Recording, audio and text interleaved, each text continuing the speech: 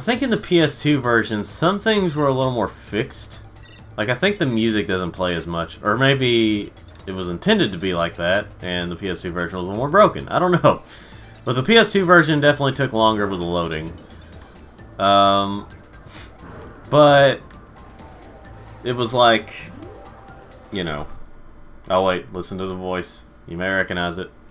Possibly. Crash Bandicoot, you've got some nerve setting foot into my domain without an invitation. Don't talk back to me.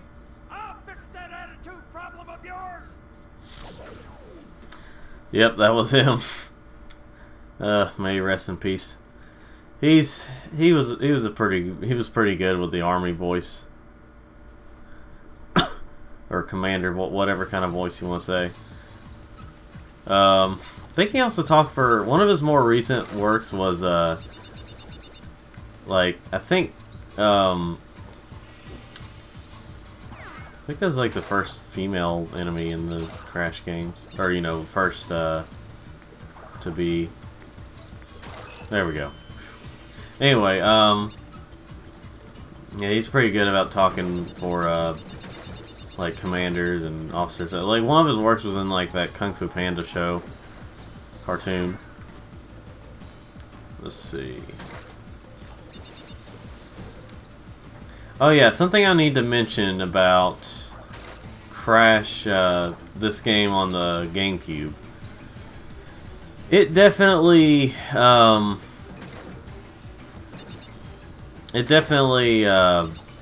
should I say this? It was, shoot. How should I say? Okay, so you know how most GameCube games are, GameCube and Xbox, usually graphically, they were superior to PS2 games, graphically. Not all of them, but like most of the multi-platform ones were kind of superior in graphics. And like frame rate and stuff. Like the frame rate and stuff like that. Like basically, as much as I like PlayStation, I can't deny that I would definitely, after playing the GameCube version of Sonic Heroes, I would definitely prefer the GameCube the GameCube one over. I still have yet to play the Xbox version, but I hear that the sound's kind of weird.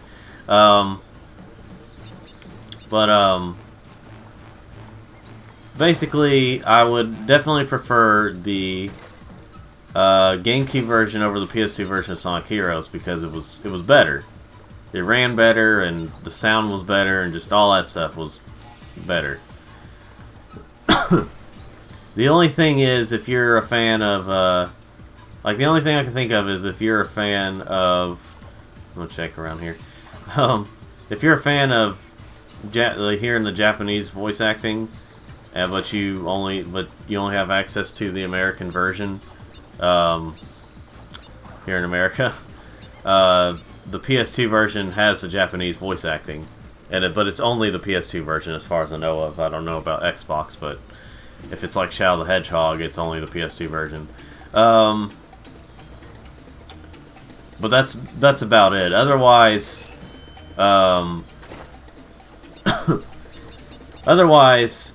the GameCube version is superior. Is like the best one to play on of Sonic Heroes. Well, in the case of Crash Bandicoot, the only thing superior about the GameCube version of this game is the fact that you can connect it to like Crash the Huge Adventure. I think that's either that one or whatever it is. Anyway, let me show you what this does. See, you do this. But I think even as a kid, I didn't actually know that, and I just jumped over the nitro crates. Maybe, but or either that, or I just skipped the bonus areas in general. But yeah, it's like, but otherwise, anyway, the GameCube version of Crash, this game, I actually forgot about it. I wanted to get it on GameCube because I was like, okay, the GameCube is still alive and well. They've been lasting a little bit longer than Xbox and PS2. Because like I still have the same. Like this is my second original Xbox, but you know, and like my third or fourth, like one of my many PS2s. But the GameCube, but I still have the same GameCube from when I first got it. So that's why, in a way, it might be good to get a GameCube over some of the other stuff today, because they last longer. I mean, it also depends on how you treat it, but you know. I know eventually it's going to go out, but it seems like it's lasting a really long time, which is good. Nintendo knows how to do that, usually. But the GameCube version of this game, like I said, the only thing that was good about it was being able to play. The only thing I can think of was maybe if you do like extra features, you connect the Game Boy Advance to your thing, and it'll let you play a mini game on your GBA, and that's about it. Otherwise, the frame rate is actually worse. And while I'm not a big, you know, oh, it has to be 60 frames or it's no good. Well, I'm not usually like that. I'm so used to playing this at, well, I mean, it's not 60 frames right now, considering how it is, but it's just something about it just wasn't as good. There's a lot more, like, graphical errors and stuff you could see. Or a few more, I don't know. It just, compared to these, I would say the Xbox version is the best. And, the PS2 and GameCube version, in a way, are kind of, like, equal to me. But if you want to get the best version and you're deciding on all three, if you're trying to decide between all three of these, all three versions, I would go with the Xbox version. Because it's the best graphically, it's the best with loading, and it's just the best, you know. It's like the PS2 version, if you want to still have that PlayStation feel for Crash, then obviously just play that one. But, you know. Like, the GameCube version isn't awful. I mean, I wouldn't even say it's really bad. It's just compared to these, it's not as good as those. It might be my least favorite version. Let's see. Okay.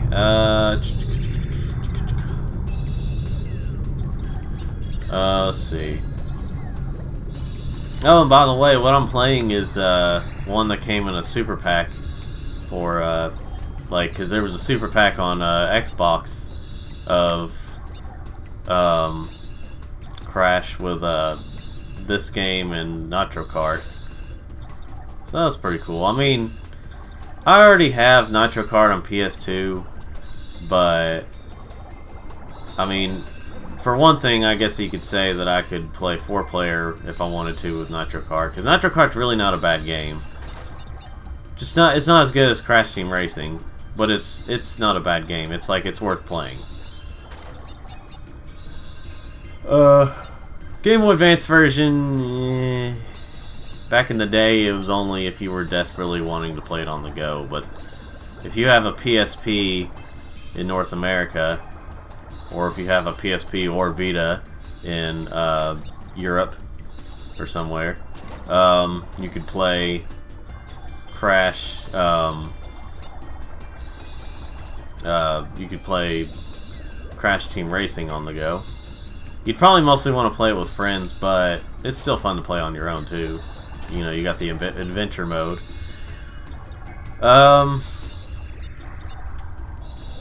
Let's see. Oh shoot, I got hit by a mine. So that's the thing about those mines, is sometimes the physics are somehow the physics are worse in this game than they are, or they feel worse in this game than they do in Warped. These are not exactly the favorite levels of Crash Warped, but that's why there's only, but that's probably partially why there's only 2 of those levels in Warped. Whereas in this game, I think there might be 3 or 4. Maybe there's only 2. I don't remember for sure. But basically, okay. So there's also a point in a couple of these. Maybe in this one too, this level too. I don't remember. There's a point where you know what? I'm not gonna worry about that. There's a point where you have to ride in a submarine, and there's like, it feels like there's like 3 or 4 different levels where you're underwater.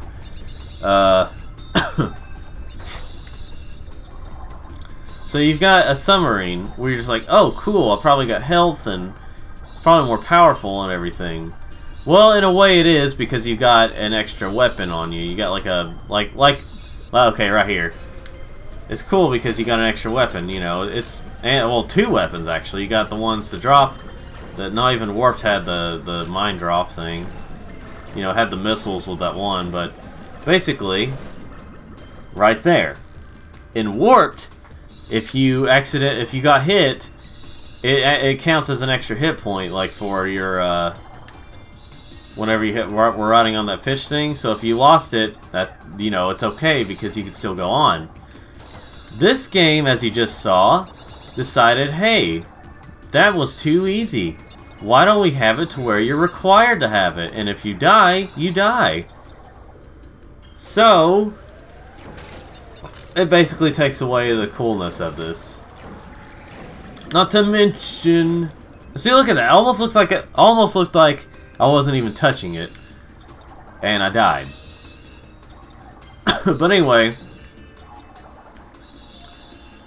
so yeah, mixed with the water physics like this, like the way it is, when you're trying to move out of the way and like he keeps going to the side,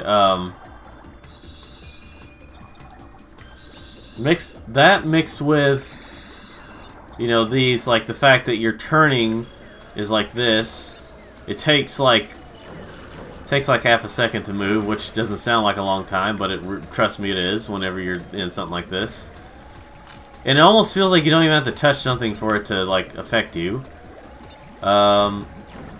It feels worse than scuba diving.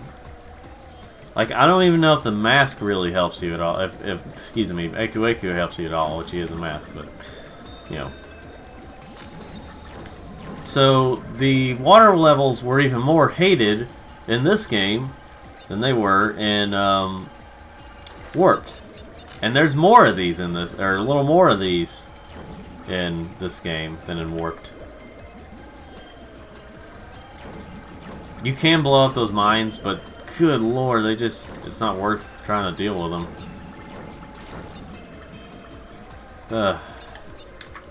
So yeah. And these drag on for a little too long. There's an interesting one where you start out in the submarine that you'll see sometime soon. It's kind of interesting what they do, but oh shoot, I should have. Okay, the mask does hit, or Aku does help you, so that's a good thing. Okay. I could hear it going. Anyway, I think there's boxes. No, there's no boxes over there. What's the point of that area? Anyway, but yeah, look at that.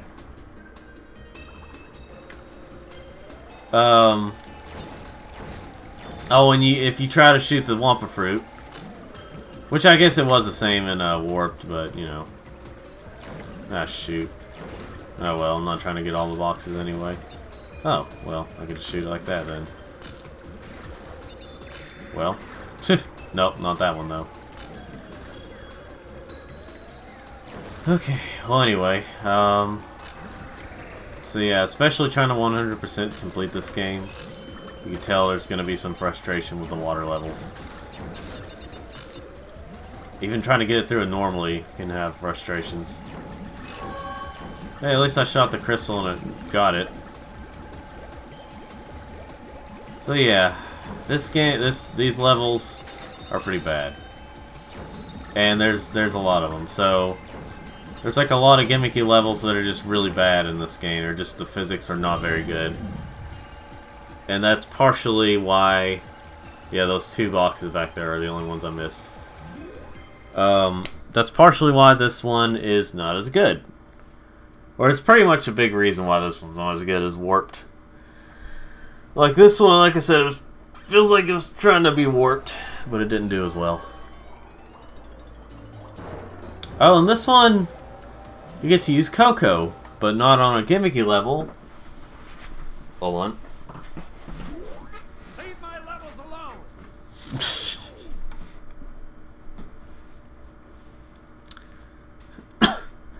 In the PS2 version, they would float down and like they would butt each other off. Or they would butt in and like knock them off, and you'll just look up the loading screen for, or all the loading screens for Crash this game. I'm just calling it Crash this game, not really intentionally, just you know, for the PS2 I should say, the loading screens. But yeah, Coco, you actually get to use her in this game. And she is most of the time, or well, not most, first couple times you play as her in these Asian type levels. I think this is supposed to be Japan. I don't remember. But she's like a definitely watered down Crash, because instead of sliding, she does this, and you can't move and do that. She stops and, you know.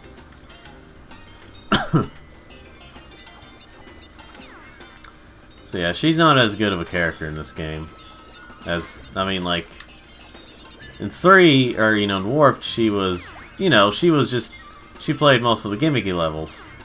Or about half the gimmicky levels. I didn't need to do that. I was just doing that for fun. Anyway, but in this one, it's interesting that you get to actually play as her off of Pura or off her jet ski or plane in Crash Warped. But in this one, but at the same time, it's like she's a watered down Crash, which already feels watered down from Warped. So I know, like, Exoperion Gamer, which I know I did some insults to him, and when I was playing when I was playing Sonic Colors. But you know, obviously I respect his opinions. There was one video, of course, his opinion could have changed by now, but there was one video where he talked about the Naughty Dog effect. Again, he did change his opinion somewhat.